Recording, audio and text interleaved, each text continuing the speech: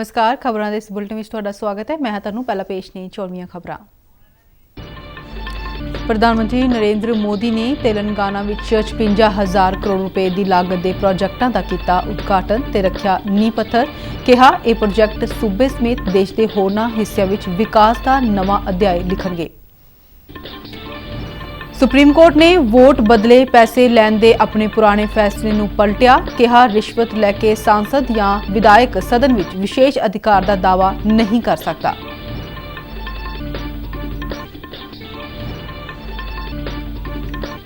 सैनिक मामलों बारे विभाग का आत्मनिर्भर भारत और मेक इन इंडिया पहलकदमी ते 2 दिना प्रोग्राम अज तो।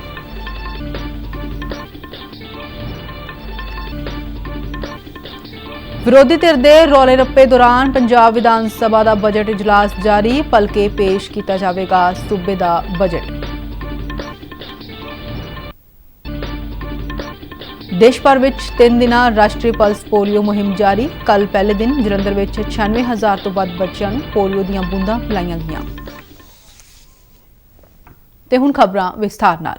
प्रधानमंत्री नरेंद्र मोदी ने तेलंगाना के आदिलाबाद में 56,000 करोड़ रुपए तो वध की लागत वाले प्रोजेक्टों का उद्घाटन किया और कई होरनां दा नींह पत्थर रखिया। पेडापल्ली में NTPC की दूजी इकाई राष्ट्र नूं समर्पित की और इस दे नाल ही ऊर्जा सड़क और रेल नाल जुड़ियां विकास योजनावां का उद्घाटन किया ते नींह पत्थर रखिया।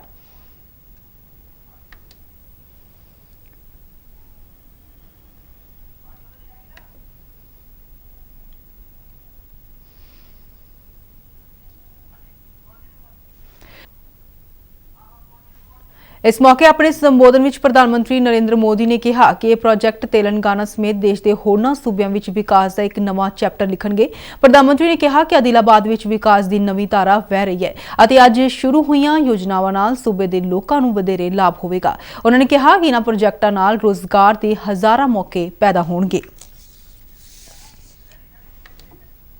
ये प्रोजेक्ट तेलंगाना समेत देश के अनेक राज्यों में विकास का नया अध्याय लिखेंगे।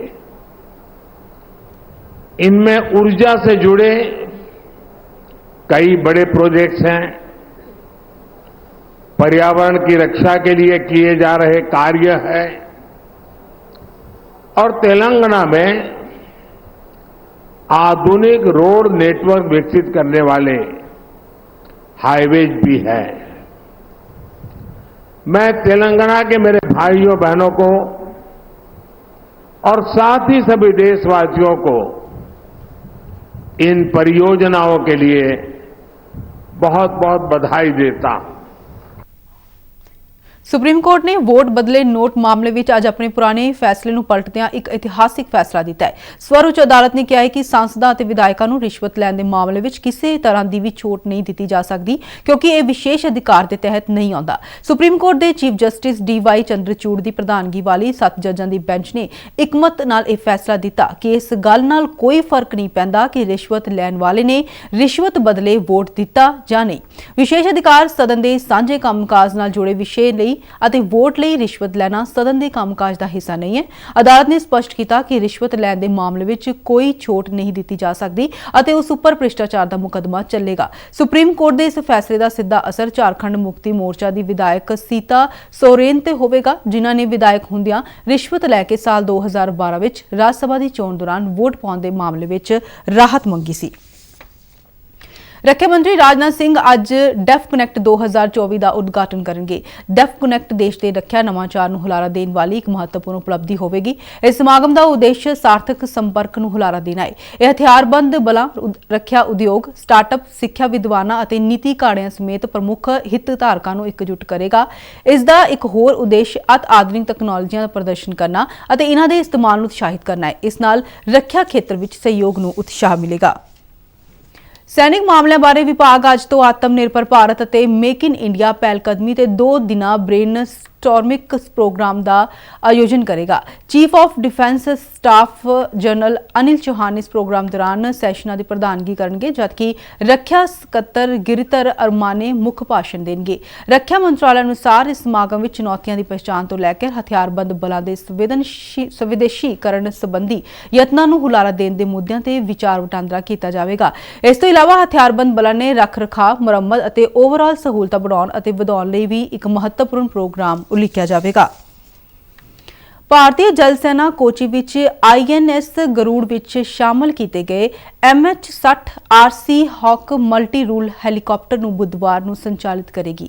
ਇਹ ਭਾਰਤ ਦੀ ਰੱਖਿਆ ਆਧੁਨਿਕੀਕਰਨ ਦੀ ਯਾਤਰਾ ਵਿੱਚ ਇੱਕ ਮਹੱਤਵਪੂਰਨ ਮੌਕਾ ਹੋਵੇਗਾ। ਸੀ ਹੌਕ ਸਕੁਐਡਰਨ ਨੂੰ ਭਾਰਤੀ ਜਲ ਸੈਨਾ ਵਿੱਚ INAS 334 ਦੇ ਰੂਪ ਵਿੱਚ ਸ਼ਾਮਲ ਕੀਤਾ ਜਾਵੇਗਾ। ਇਹ ਹੈਲੀਕਾਪਟਰ ਫਰਵਰੀ 2020 ਵਿੱਚ ਅਮਰੀਕਾ ਸਰਕਾਰ ਨੇ ਹਸਤਾਖਰ ਕੀਤੇ ਗਏ 24 에ਅਰਕ੍ਰਾਫਟ ਵਿਦੇਸ਼ੀ ਸੈਨਾ ਵਿਕਰੀ ਸਮਝੌਤੇ ਦਾ ਇੱਕ ਹਿੱਸਾ ਨੇ। ਰੱਖਿਆ ਮੰਤਰਾਲੇ ਨੇ ਇੱਕ ਬਿਆਨ ਵਿੱਚ ਕਿਹਾ ਹੈ ਕਿ ਭਾਰਤੀ ਜਲ ਸੈਨਾ ਸੀ ਹੌਕਸ ਦੀ ਸ਼ਮੂਲੀਅਤ ਨਾਲ ਦੇਸ਼ ਦੀ ਸਮੁੰਦਰੀ ਸ਼ਕਤੀ ਵਿੱਚ ਮਹੱਤਵਪੂਰਨ ਵਾਧਾ ਦੇਖਣ ਨੂੰ ਮਿਲੇਗਾ। ਹੈਲੀਕਾਪਟਰ ਨੂੰ ਪਣਡੁੱਬੀ ਵਿਰੋਧੀ ਜੰਗ, ਜ਼ਮੀਨ ਤੋਂ ਹਵਾ ਤੱਕ ਮਾਰ ਕਰਨ, ਖੋਜ ਅਤੇ ਬਚਾਅ ਦੇ ਨਾਲ-ਨਾਲ ਮੈਡੀਕਲ ਨਿਕਾਸੀ ਦੇ ਕੰਮਾਂ ਲਈ ਤਿਆਰ ਕੀਤਾ ਗਿਆ ਹੈ। ਉੱਨਤ ਹਥਿਆਰ, ਸੈਂਸਰ ਅਤੇ ਐਡੀਓਨਿਕਸ ਸੂਟ ਭਾਰਤੀ ਜਲ ਸੈਨਾ ਦੀਆਂ ਸਮੁੰਦਰੀ ਸੁਰੱਖਿਆ ਲੋੜਾਂ ਲਈ ਸੀ ਹੌਕਸ ਨੂੰ ਇੱਕ ਆਦਰਸ਼ ਹੈਲੀਕਾਪਟਰ ਵਜੋਂ ਦਰਸਾਉਂਦੀਆਂ ਨੇ। ਕੇਂਦਰੀ ਖਜ਼ਾਨਾ ਮੰਤਰੀ ਨਿਰਮਲਾ ਸੀਤਾਰਮਨ ਅੱਜ ਨਵੀਂ ਦਿੱਲੀ ਵਿੱਚ ਕੇਂਦਰ ਅਤੇ ਸੂਬਿਆਂ ਦੇ ਵਸਤੂ ਅਤੇ ਸੇਵਾ ਕਰ ਯਾਨੀ GST ਅਧਿਕਾਰੀਆਂ ਦੀ ਕੌਮੀ ਕਾਨਫਰੰਸ ਦਾ ਉਦਘਾਟਨ ਕਰਨਗੇ। ਸੰਮੇਲਨ ਦੌਰਾਨ ਵਸਤੂ ਅਤੇ ਸੇਵਾ ਕਰ ਦੀ ਟੈਕਸ ਚੋਰੀ ਨੂੰ ਰੋਕਣ, ਜਾਅਲੀ ਬਿੱਲਾਂ ਨਾਲ ਨਜਿੱਠਣ ਅਤੇ ਵਧੀਆ ਕੰਮ ਕਰਨ ਦੇ ਤਰੀਕੇ ਨੂੰ ਸਾਂਝਾ ਕਰਨ ਬਾਰੇ ਵਿਸਥਾਰ ਵਿੱਚ ਚਰਚਾ ਕੀਤੀ ਜਾਵੇਗੀ। ਦਿੱਲੀ ਦੇ ਮੁੱਖ ਮੰਤਰੀ ਅਰਵਿੰਦ ਕੇਜਰੀਵਾਲ ਨੇ ਕਿਹਾ ਹੈ ਕਿ ਉਹ ਦਿੱਲੀ ਸ਼ਰਾਬ ਘੁਟਾਲੇ ਦੇ ਮਾਮਲੇ ਵਿੱਚ ਅੱਜ ਇਨਫੋਰਸਮੈਂਟ ਡਾਇਰੈਕਟੋਰੇਟ ਸਾਹਮਣੇ ਪੇਸ਼ ਨਹੀਂ ਹੋਣਗੇ। ਉਹਨਾਂ ਡਾਇਰੈਕਟੋਰੇਟ ਨੂੰ ਕਿਹਾ ਹੈ ਕਿ ਉਹ 12 ਮਾਰਚ ਤੋਂ ਪਹਿਲਾਂ ਇਸ ਮਾਮਲੇ ਦੀ ਜਾਂਚ ਲਈ ਹਾਜ਼ਰ ਨਹੀਂ ਹੋ ਸਕਦੇ। ਜ਼ਿਕਰ ਹੋਇਆ ਕਿ ਕੇਜਰੀਵਾਲ ਨੂੰ ਇਨਫੋਰਸਮੈਂਟ ਡਾਇਰੈਕਟੋਰੇਟ ਵੱਲੋਂ ਪਹਿਲਾਂ ਵੀ 7 ਵਾਰ ਸੰਮਨ ਭੇਜੇ ਜਾ ਚੁੱਕੇ ਨੇ, ਪਰ ਉਹ ਇੱਕ ਵਾਰ ਵੀ ਡਾਇਰੈਕਟੋਰੇਟ ਸਾਹਮਣੇ ਪੇਸ਼ ਨਹੀਂ ਹੋਏ। ਭਾਰਤੀ ਜਨਤਾ ਪਾਰਟੀ ਦੇ ਬੁਲਾਰਾ ਹਰੀਸ਼ ਖੁਰਾਨਾ ਨੇ ਕਿਹਾ ਹੈ ਕਿ 8ਵੀਂ ਵਾਰ ਹੈ ਜਦੋਂ ਕੇਜਰੀਵਾਲ ਕਾਨੂੰਨ ਦਾ ਸਨਮਾਨ ਨਾ ਕਰਦਿਆਂ ED ਦੇ ਸੰਮਨ ਨੂੰ ਅਣਦੇਖੀ ਕਰ ਰਹੇ ਨੇ। जैसा कि लग रहा था अरविंद केजरीवाल एक बार फिर ईडी के सम्मन को स्किप कर गए हैं। ये 8वां मौका है जब अरविंद केजरीवाल साहब कानून का सम्मान ना करते हुए ईडी के सम्मन को स्किप कर रहे हैं। 16ਵੀਂ ਪੰਜਾਬ ਵਿਧਾਨ ਸਭਾ ਦਾ ਬਜਟ ਇਜਲਾਸ ਜਾਰੀ ਹੈ। ਇਜਲਾਸ ਦੇ ਸ਼ੁਰੂਆਤ ਮੌਕੇ ਵੱਖ-ਵੱਖ ਮੰਤਰੀਆਂ ਨੇ ਰਾਜ ਭਰ ਵਿੱਚ ਚਲਾਈਆਂ ਜਾ ਰਹੀਆਂ ਸਰਕਾਰੀ ਸਕੀਮਾਂ ਦੀ ਵਿਸਤਾਰਪੂਰਵਕ ਜਾਣਕਾਰੀ ਦਿੱਤੀ। ਮੁੱਖ ਮੰਤਰੀ ਭਗਵੰਤ ਮਾਨ ਦੇ ਭਾਸ਼ਣ ਦੌਰਾਨ ਵਿਰੋਧੀ ਧਿਰ ਕਾਂਗਰਸ ਵੱਲੋਂ ਸ਼ੋਰ-ਸ਼ਰਾਬਾ ਪਾਇਆ ਗਿਆ। ਸੂਬੇ ਦੀ ਆਮ ਆਦਮੀ ਪਾਰਟੀ ਸਰਕਾਰ ਵੱਲੋਂ ਦੂਜਾ ਬਜਟ ਕੱਲ੍ਹ ਪੇਸ਼ ਕੀਤਾ ਜਾਵੇਗਾ। ਅਯੋਧਿਆ ਵਿੱਚ ਸ਼੍ਰੀ ਰਾਮ ਮੰਦਿਰ ਦੇ ਦਰਸ਼ਨਾਂ ਲਈ ਲੋਕਾਂ ਵਿੱਚ ਕਾਫੀ ਉਤਸ਼ਾਹ ਪਾਇਆ ਜਾ ਰਿਹਾ ਹੈ। ਅਯੋਧਿਆ ਧਾਮ ਦੇ ਦਰਸ਼ਨ ਲਈ ਲੋਕਾਂ ਦੀ ਵੱਧਦੀ ਗਿਣਤੀ ਨੂੰ ਦੇਖਦਿਆਂ ਜਲੰਧਰ ਸਮੇਤ ਪੰਜਾਬ ਦੇ ਕਈ ਸ਼ਹਿਰਾਂ ਤੋਂ ਵਿਸ਼ੇਸ਼ ਰੇਲ ਗੱਡੀਆਂ ਚਲਾਈਆਂ ਜਾ ਰਹੀਆਂ ਨੇ। ਜਲੰਧਰ ਕੈਂਟ ਰੇਲਵੇ ਸਟੇਸ਼ਨ ਤੋਂ ਕੱਲ੍ਹ ਸ਼ਾਮ ਨੂੰ 1340 ਸ਼ਰਧਾਲੂਆਂ ਨੂੰ ਲੈ ਕੇ ਇੱਕ ਵਿਸ਼ੇਸ਼ ਰੇਲ ਗੱਡੀ ਅਯੋਧਿਆ ਲਈ ਰਵਾਨਾ ਹੋਈ। ਭਾਰਤੀ ਜਨਤਾ ਪਾਰਟੀ ਦੀ ਰਾਸ਼ਟਰੀ ਕਾਰਜਕਾਰਨੀ ਦੇ ਮੈਂਬਰ ਅਤੇ ਸਾਬਕਾ ਮੰਤਰੀ ਮਨੋਰੰਜਨ ਕਾਲੀਆ ਅਤੇ ਪੰਜਾਬ BJP ਦੇ ਉਪ ਪ੍ਰਧਾਨ ਕ੍ਰਿਸ਼ਨ ਦੇਵ ਭੰਡਾਰੀ ਸਮੇਤ ਹੋਰ ਕਈ BJP ਨੇਤਾਵਾਂ ਨੇ ਇਸ ਵਿਸ਼ੇਸ਼ ਰੇਲ ਗੱਡੀ ਨੂੰ ਅਯੋਧਿਆ ਲਈ ਰਵਾਨਾ ਕੀਤਾ। ਮੈਟੈਕ ਲਿਮਟਿਡ ਦੀ CEO ਅਤੇ ਪ੍ਰਬੰਧ ਨਿਰਦੇਸ਼ਕ ਅਨੀਸ਼ ਬਫਾਨਾ ਨੇ ਕਿਹਾ ਹੈ ਕਿ ਭਾਰਤ ਵਿੱਚ ਇਨੋਵੇਸ਼ਨ ਦੇ ਜ਼ਰੀਏ ਸਿਹਤ ਸੇਵਾ ਨੂੰ ਬਿਹਤਰੀਨ ਬਣਾਉਣ ਮੈਟੈਕ ਦਾ ਉਦੇਸ਼ ਹੈ। ਉਹਨਾਂ ਨੇ ਕਿਹਾ ਹੈ ਕਿ ਸਿਹਤ ਸੇਵਾ ਦੇ ਗਤੀਸ਼ੀਲ ਲੈਂਡਸਕੇਪ ਵਿੱਚ ਮੈਡੀਕਲ ਟੈਕਨੋਲੋਜੀ ਦੇ ਖੇਤਰ ਵਿੱਚ ਆਤਮ ਨਿਰਭਰਤਾ ਅਤੇ ਇਨੋਵੇਸ਼ਨ ਵਿੱਚ ਭਾਰਤ ਦਾ ਵੱਧਦਾ ਕਦਮ ਸਿਹਤ ਸੇਵਾ ਸੰਬੰਧੀ ਬੁਨਿਆਦੀ ਢਾਂਚੇ ਨੂੰ ਮਜ਼ਬੂਤ ਕਰੇਗਾ। ਉਹਨਾਂ ਨੇ ਕਿਹਾ ਕਿ ਪਿਛਲੇ ਇੱਕ ਦਹਾਕੇ ਦੌਰਾਨ ਕੇਂਦਰ ਨੇ ਦੇਸ਼ ਵਿੱਚ ਪ੍ਰਤਿਭਾਵਾਂ ਵਿਕਸਿਤ ਕਰਨ ਅਤੇ ਨਿਆਮਕ ਪ੍ਰਬੰਧ ਨੂੰ ਵਧੀਆ ਬਣਾਉਣ ਦੇ ਨਾਲ-ਨਾਲ ਨਿਵੇਸ਼ ਨੂੰ ਖਿੱਚਣ ਲਈ ਪਹਿਲ ਕੀਤੀ ਹੈ। ਉਹਨਾਂ ਨੇ ਕਿਹਾ ਕਿ ਇਸ ਪਹਿਲ ਦਾ ਉਦੇਸ਼ ਮੈਡੀਕਲ ਉਪਕਰਨਾਂ ਵਿੱਚ ਇਨੋਵੇਸ਼ਨ ਦੇ ਸਰਵੋਤਮ ਕੇਂਦਰ ਦੇ ਰੂਪ ਵਿੱਚ ਵਿਸ਼ਵ ਪੱਧਰ ਦੇ ਭਾਰਤ ਦਾ ਮਾਣ ਵਧਾਉਣਾ ਹੈ।